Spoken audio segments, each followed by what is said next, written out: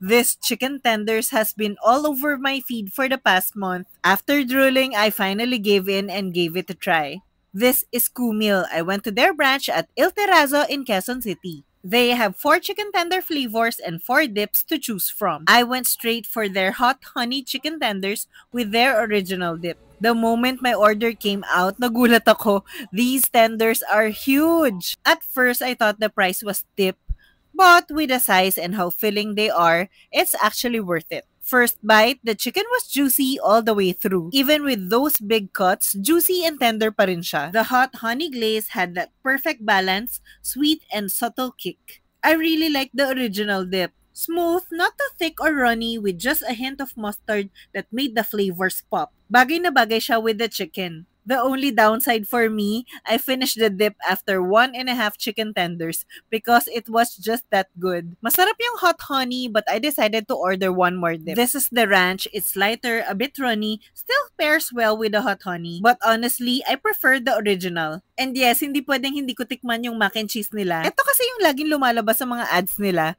First impression, super cheesy in both look and smell. Taste-wise, para siyang lighter version ng cheese whiz for me. Personally, I prefer a toned-down cheese flavor, but if you're a cheese lover like my daughter, you'll probably love this too. All in all, nagustuhan ko yung chicken tenders nila. Ikaw, na-try mo na rin ba ang Kumil?